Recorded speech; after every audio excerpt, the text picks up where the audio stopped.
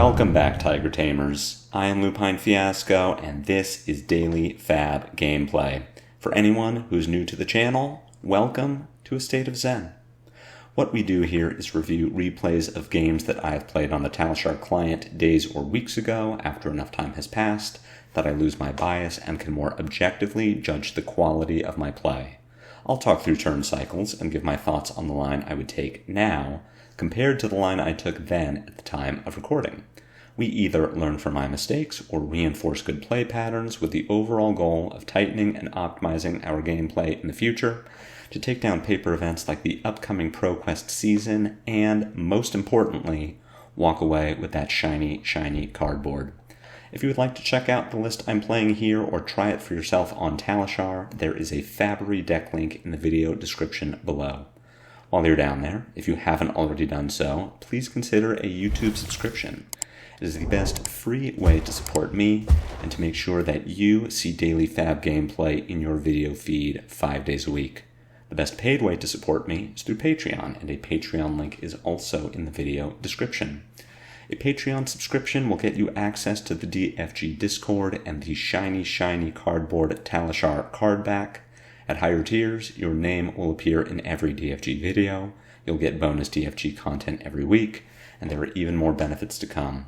Daily FaB gameplay will always be free 5 days a week, so for those who can afford to patronize me, I truly appreciate it. And if you just want memes and rambling, follow me on X. Now, without further ado, let's talk about our sideboard and about our game plan. Welcome back, everyone. Steamrolling into our second year of daily FaB gameplay with a Riptide game.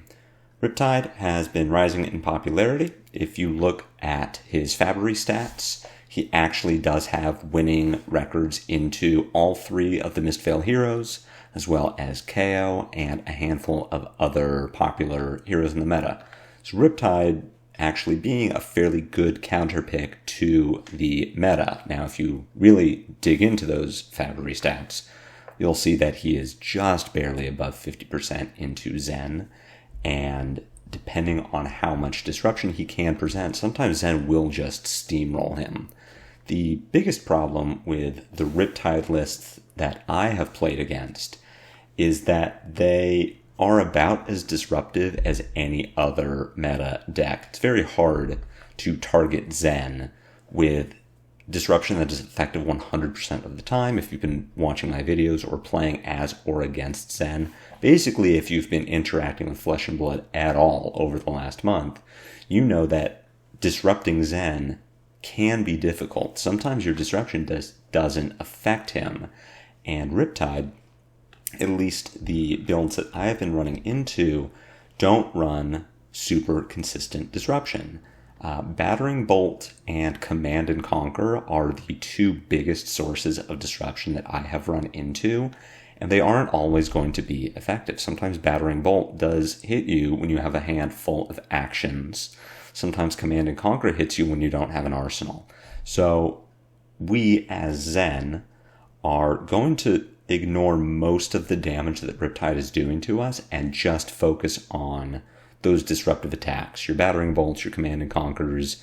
Remorseless is an attack that we may need to care about, but if our life total is high enough, we can take 10 damage from Remorseless on our turn and kill Riptide in the process. So having won the die roll, we do want to go second. It's pretty standard practice against Ranger. Yes, we do give him an arsenal. Unlike Azalea, Riptide is not going to be dominating arrows on turn 0. So worst case for us would be drawing a hand that doesn't block very well and taking some chip damage. But for the most part, if Riptide does attack, we want to put all of our blocking cards on the table that we can. We'll be going second here. There are a couple of Riptide builds floating around, either Fatigue or sort of a more aggressive Riptide build using the Laces, Seek and Destroy, Premeditate to get free reloads into Arsenal and then play above rate turns off of smaller hands. But just in case we are playing against Fatigue Riptide, we are keeping our Kakara in this matchup rather than bring in Talishar. All of our other equipment is going to stay the same. In this game, I am just adding Command and Conquer and Warmonger's Diplomacy. Rather than cutting anything, we're just going to play 66.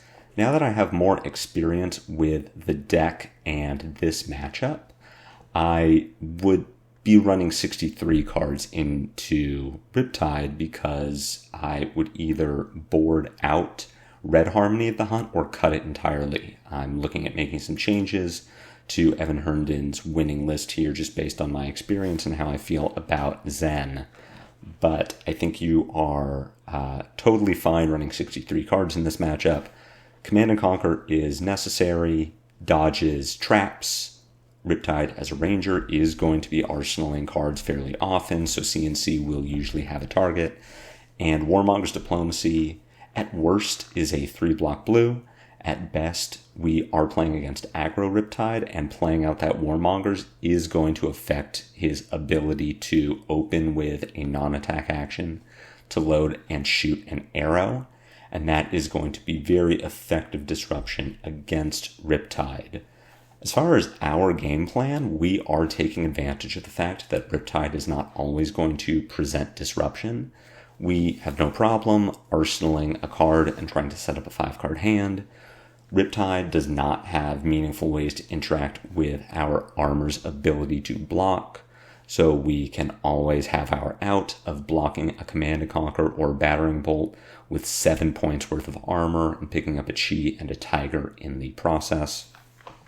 And we are just playing out optimal lines. We are going to outvalue Riptide on offense, so we usually will not need to block any damage. And if we are blocking damage, then we are relying on our 2-card hands to continue to present some amount of pressure while we wait for Riptide to take a turn off. It's a pretty simple game plan. It's a pretty simple matchup, and let's jump right into the game and watch how that all falls together.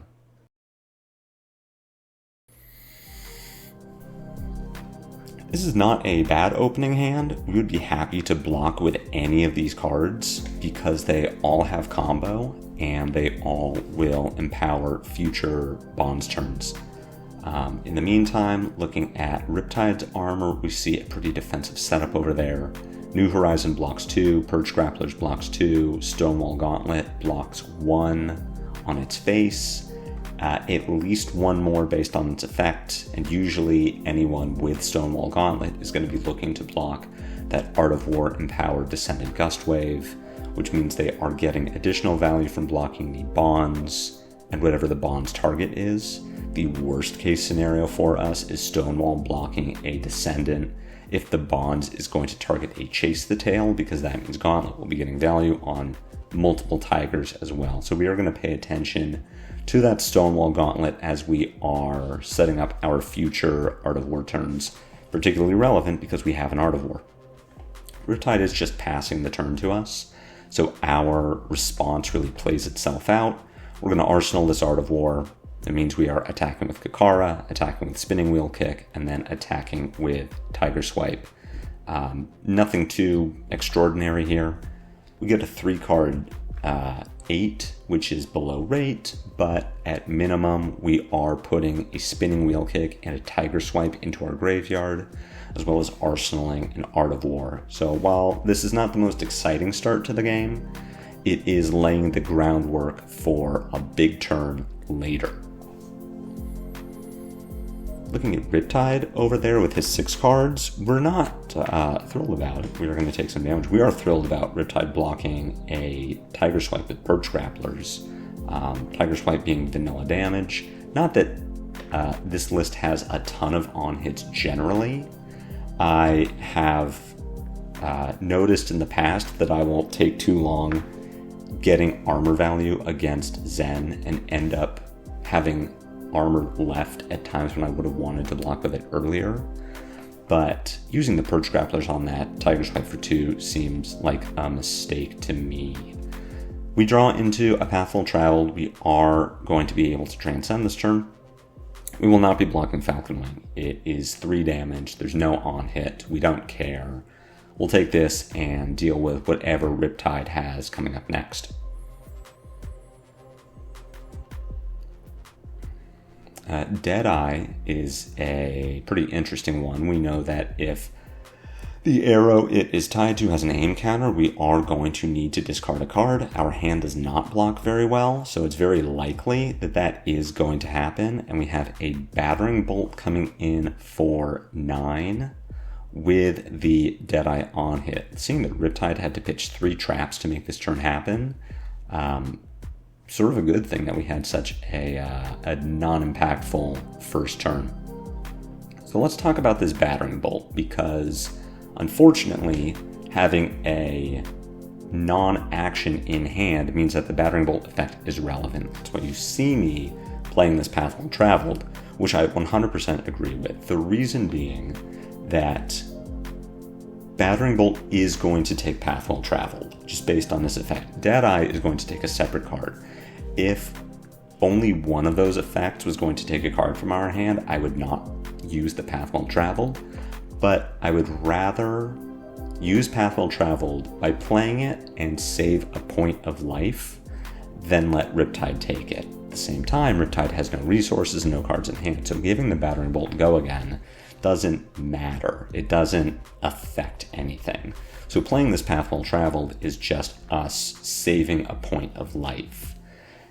Deadeye is going to take a card from our hand if battering bolt hits. We can't stop battering bolt from hitting unless we're going to give up armor, which is not a smart decision.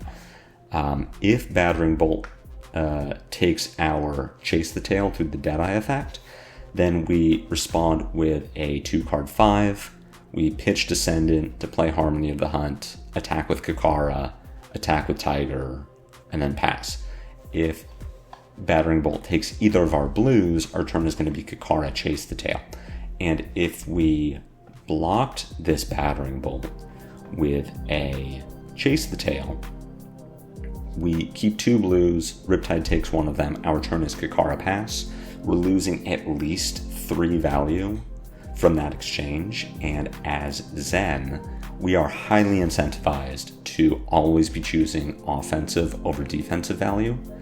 So even if our Kakara Chase the Tail line wasn't 6 compared to the 2 we would get by pitching a blue into Kakara, even if we were only getting 5 value and we knew we were only getting 5 value, that's better than blocking here.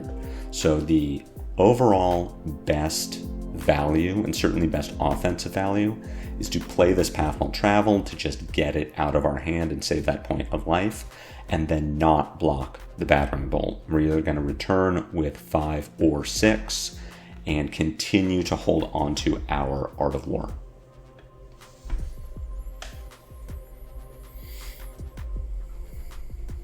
Riptide chooses Descendant Gust Wave, small value leak for Riptide. Now we get to send 6 damage instead of 5, and both of these combo cards go into our graveyard anyway. In fact, this is even worse for Riptide because they put a Descendant Gust Wave and a Chase the Tail into our discard. If they had discarded the Chase the Tail, we are pitching Descendant Gust Wave, which means that we are only getting 1 combo card into our graveyard. So this is really the best case scenario for us. Riptide having to block with multiple reds also tells us that we have a pretty good setup coming, because Riptide very likely to have a weak turn here. And in fact, we do see Riptide playing a 2-card 4 in Drill Shot. We have no reason to block the Drill Shot. Our Traverse is currently off. We could double Transcend on this turn, but why would we do that? It isn't like we could tutor the chi that we are producing. And having a Tiger in hand is potentially valuable. Let's take a look at this hand. We have Drop in the Ocean, Rising Sun, Setting Moon, so we will be able to double Transcend on our turn, but because we have Drop in the Ocean, we need to be attacking with something. So currently, that something could be 100 Winds. We attack with 100 Winds, we deal 3 damage in Resolution, we play Drop in the Ocean, we play Rising Sun, Setting Moon, Drop in the Ocean, drop resolves first. we make a resource, we will make a second resource from Rising Sun, Setting Moon resolving. With 2 resources, we can pay for Art of War. We can put a chi into Zen, find a whatever, make a tiger, banish the tiger to Art of War, and then decide what we want to do with the rest of our turn. So with all of this in mind, do we want a tiger from Stride? Knowing that we will have a Zen tutor, knowing that Zen tutor is very likely going to be for Descendant Gust Wave to turn on our bonds.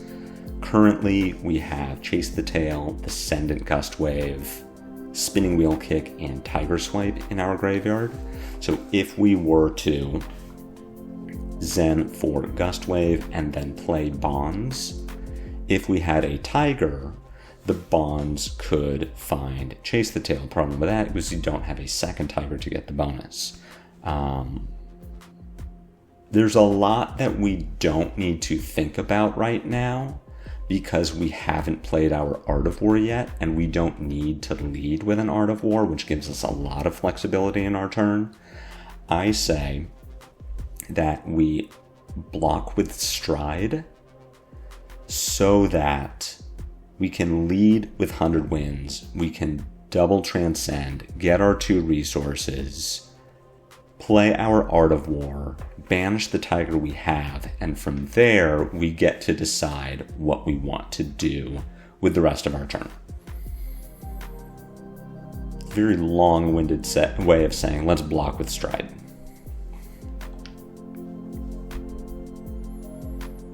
Drill Shot connects. We really don't care what this goes on.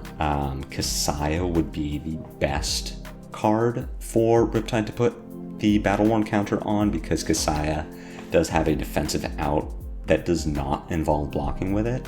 But ultimately, we don't care about the Drill Shot on hit. We're about to play out a 6-card Art of War hand. And we're only 6 points down from our Riptide. We're about to take tempo back in a big way.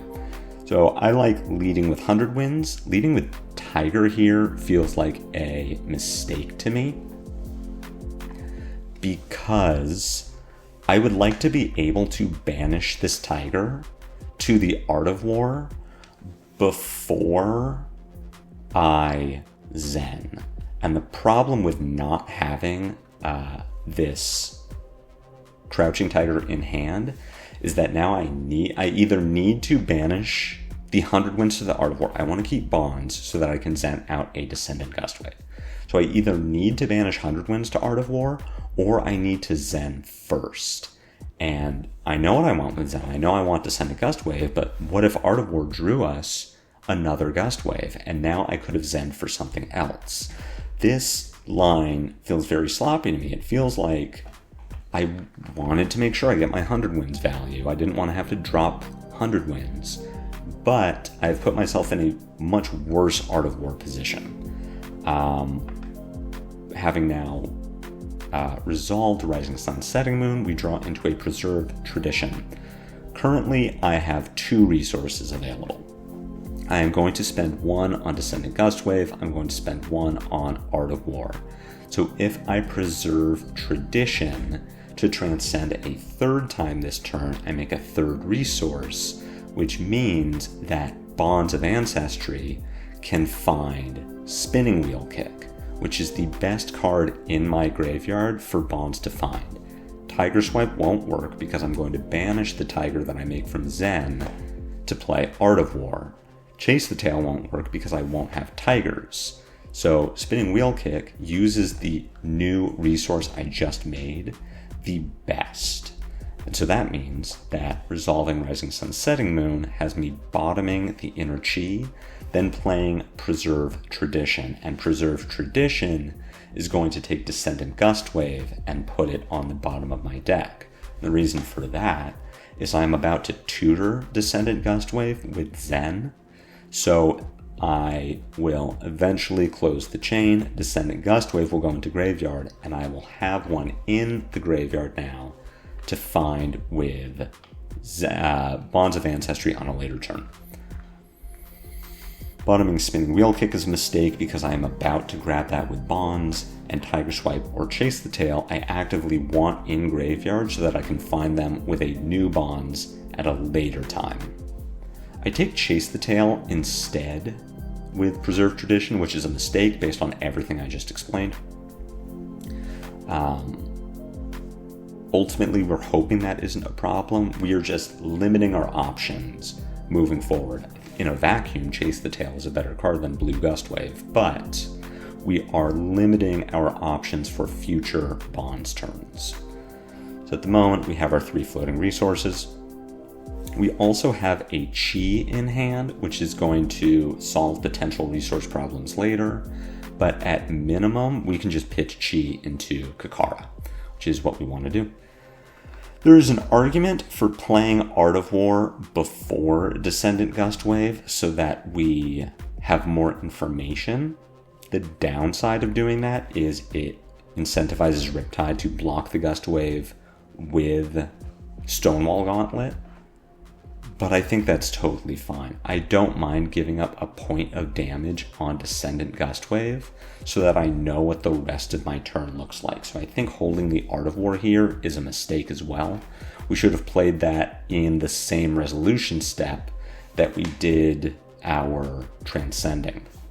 At this point, we draw into Grain That Tips the Scale and Warmonger's Diplomacy.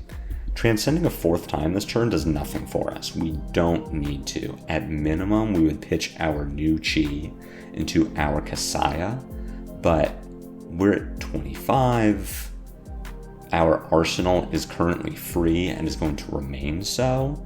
We really don't need to transcend. We can just arsenal this Grains. So the best way for us to play out the rest of this turn is play Bonds of Ancestry. Bonds is going to find Spinning Wheel Kick. We'll play the Spinning Wheel Kick. We can break the chain because I'm assuming that Riptide will block Bonds with Stonewall Gauntlet. After we've broken the chain, we pitch our Chi to attack with Kakara for 2, then 100 Winds for 4, then play Warmonger's Diplomacy, choosing War and Arsenal Grain That Tips the Scale.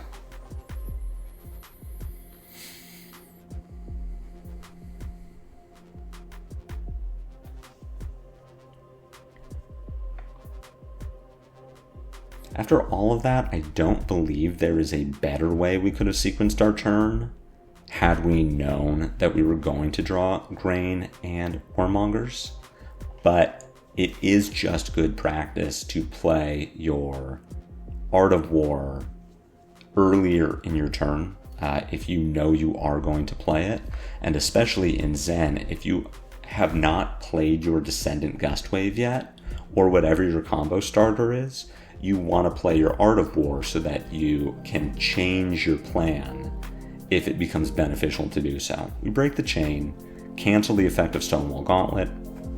It means we are getting our full damage from Kakara and 100 Winds. And then, of course, playing out Warmonger's Diplomacy.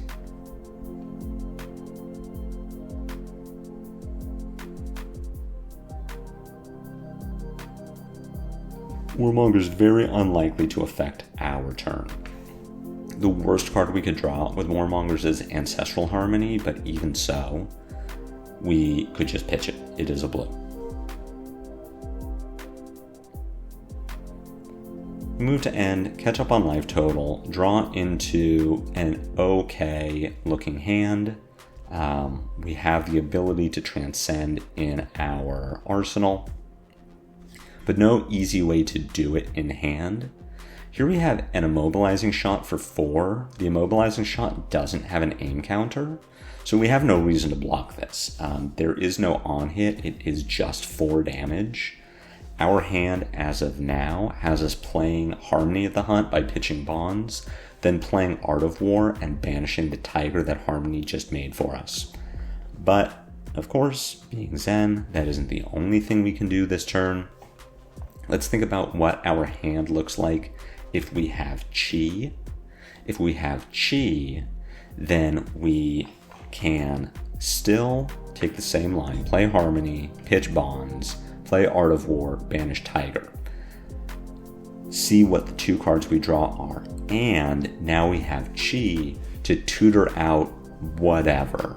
I mean, at minimum, the Chi just pays for Kakara CNC. At most, the Chi is getting whatever combo starter or finisher we need to play out a turn. It could also potentially find us a blue that would let us transcend. That transcend would generate a Chi that lets us attack with Kakara CNC. It would generate a resource. There are a lot of ways to take advantage of that Chi if we do have it. At the same time, I think this turn is going to be big enough that we don't need to block with Traverse here, and we can hold on to Traverse as a way to just block 5 on the table and potentially interrupt another Battering Bolt with a card from hand.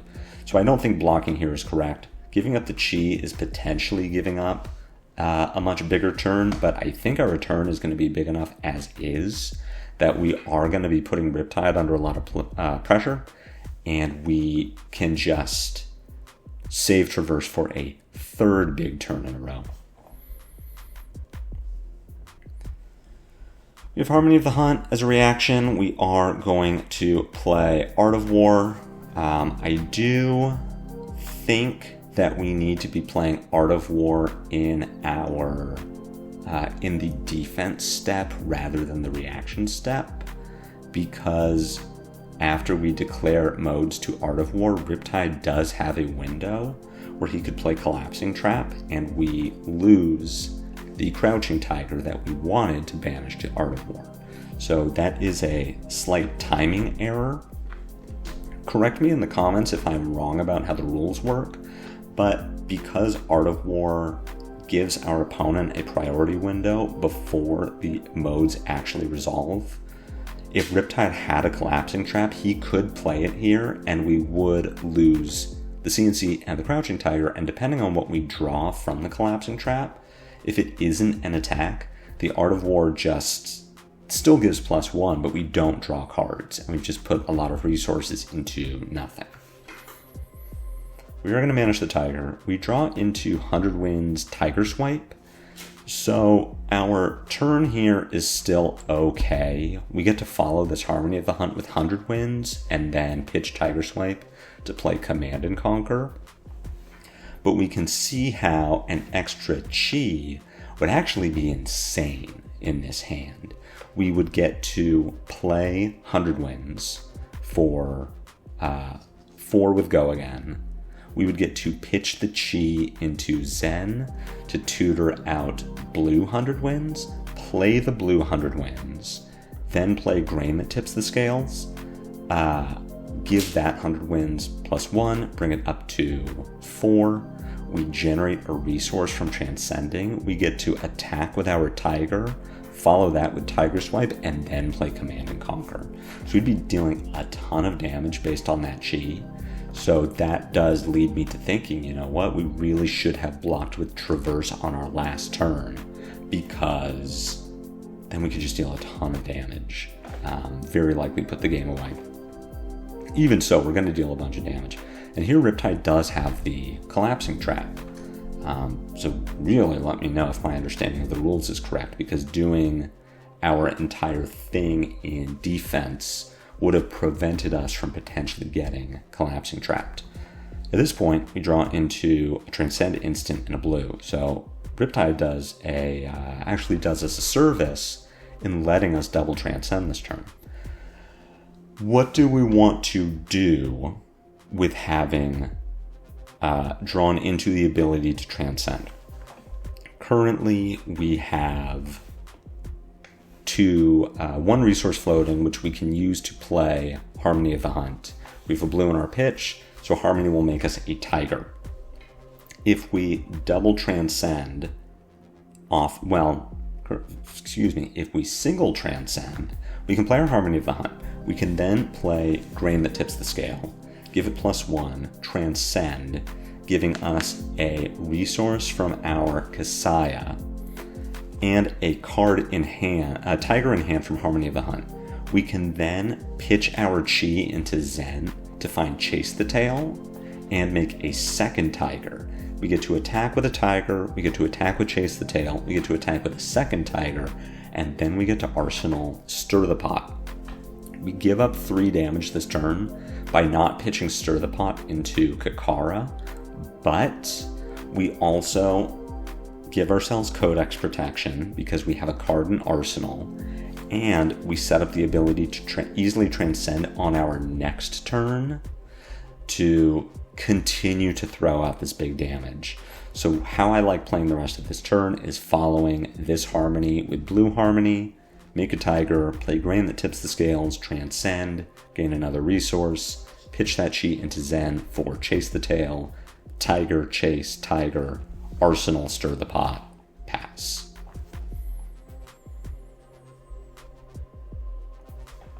I instead choose to double transcend, and the reason I don't like doing this is only translating into 3 more damage. We go up to 3 resources, but if we want to play out our Harmony of the Hunt, Chase the Tail line, we still don't have the ability to Kakara. We haven't gained anything. We didn't need to transcend a second time because now we have this chi. We're going to have to get rid of the chi because we can't put it in our arsenal. We don't want to take the intellect penalty. So yes, we pushed slightly more damage this turn, but transcending didn't really do anything for us that we wouldn't have already been able to do if we just pitched Stir the Pot. And if we are now comparing the value of 3 damage to having a transcend instant in Arsenal, I think that transcend instant equates to more than 3 damage. So this, to me, is value lost. We're dealing a bunch of damage, right? Chase the Tail attacks for 5. Crouching Tiger attacks for 4. If Riptide takes all this damage, he goes to 1 and is now effectively locked out of the game. But I would have much rather had Riptide at 4 with a Stir the Pot in Arsenal.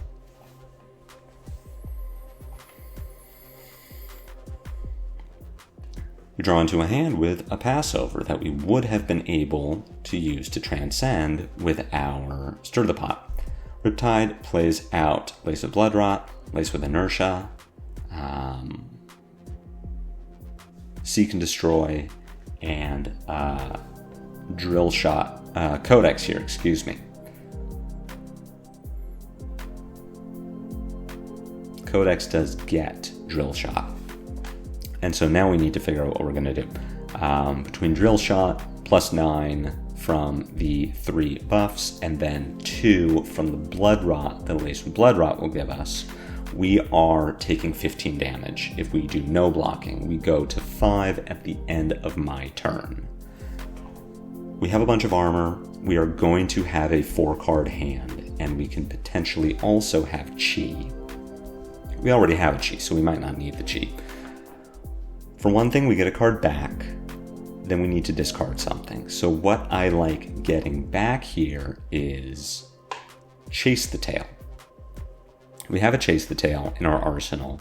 We discard our Shifting Winds, and what we get to do is pitch our chi into Zen, create a Crouching Tiger in hand, and we find our 3rd copy of Tiger Swipe.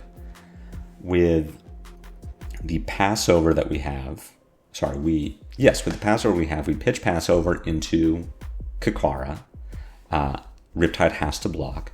We attack with Tiger for 1. Riptide has to block. With our floating resource, we attack with Chase the Tail for 3 with Go again. 3 because of Frailty. Riptide has to block. We attack with Tiger for 4. Riptide has to block. We follow the Chase the Tail with Aspect of Tiger Body for 3. Riptide has to block. And then we Crouching Tiger for 4, and that kills Riptide. So that's the easy part. We stay at 7 because the game has ended before Blood Rot resolves. We have 5 armor left. We did not need to use our Traverse, and we prevented lethal damage. If we really wanted to get value out of our traverse and keep ourselves very safe, what we do is block with traverse, grab chi, and then pitch the chi into Kasaya. We could do that on our turn, just get some value, but I don't think we even need to. I think we just here grab Chase the Tail, discard Shifting Winds. And the reason we're discarding Shifting Winds over Passover is because we're going to pitch either one of them. They are both blue, but pitching Passover keeps a Transcend instant in our deck, where Shifting Winds is kind of just whatever. I don't like this block. For one thing, we don't need to make it. Like I said, if we want to block with Traverse and just get Zen State on our turn, that's fine, it's defensible, but we don't need to do it. What I really don't like is blocking with Shuko, because that is going to affect our combat math, and I will point out how it does that when it happens. But I remember in the moment thinking, well, if I block with Shuko, I'm getting 1 point of value, as opposed to getting 0 points of value from it, because Drill Shot will give it an armor value of 0. But the 1 point of damage that we lose by not having Shuko is actually extremely relevant this turn. We do grab a Chase the Tail with Zen. That is nice. We are going to get to Chase the Tail twice. Both effects will be active. We cannot pitch into Kakara anymore. So while we do get the bonus of double Chase the Tail, it isn't actually doing anything that we weren't already doing. Riptide just has to block a Tiger instead of a Kakara. So here we have Chase the Tail, attacking for 4. This gets a 3 block and Trench from Riptide. We're going to follow this with Crouching Tiger for 3, and this is where not having Shuko is relevant, because if we still had Shuko, this Tiger would be attacking for 4, we would be at 11. We don't care about being at 11 because 11 is not dead. But if this Crouching Tiger was attacking for 4, Riptide would need to give 2 cards to prevent lethal damage. And getting a second card out of Riptide is very important, because currently Riptide blocks Chase the Tail for 3 and Crouching Tiger for 3. If Riptide has a defense reaction in Arsenal, he is able to block Aspect of Tiger and the Crouching Tiger, and we don't win the game this turn. If we don't win the game this turn, we go to 10. It's extremely likely that we win the game on our next turn, but even so, it's always better to win the game sooner than later, right? If we'd kept our Shuko, Riptide is already dead, and that's just generally better for us. It doesn't matter this game, but it might matter in a future game. And so these are the small instances of missed damage or misplaced value that we like to work out here on Daily FaB Gameplay. So we pick up the win. I believe I played this game fairly well. I do think I made some pretty small mistakes that could have added up into being something relevant. Banishing a Tiger on my first Art of War turn, leading with a Tiger on my first Art of War turn to double Transcend instead of leading with 100 Winds, which meant that I needed to Zen before I Art of Warred. Extremely relevant, because Art of Warring before you Zen just gives you a better turn. You know what Zen needs to find, rather than just doing it blind. Not arsenaling a Stir the Pot on my second to last turn of the game was relevant, especially because then we got hit by Codex. The Codex was nice, it let us grab Chase the Tail, but if we had been immune from Codex and we get to double Transcend, that just opens up our options for a bigger, better turn, rather than us having to stumble into it after being forced. These are the small mistakes or misplays that I'm trying to correct to really hone and fine-tune that Zen play. And I hope that this little experience against Riptide was helpful to you. I hope you liked it. I know that I rambled a bit. I was a bit scrambled this game. Zen does have a ton of options, and having to talk out 5 or 6 chain links in the future can be difficult to do, can be confusing, so thank you for bearing with me. If you did enjoy this game, if you did learn something, be sure to head jab that like button. My comments are always open for any questions or feedback. If you haven't already done so, please consider a YouTube subscription. It's free, it helps me out. But no matter what you do, catch me back here next time for more daily FaB gameplay. And until then, take care. Good luck this weekend. If you're playing a Nationals, take it down.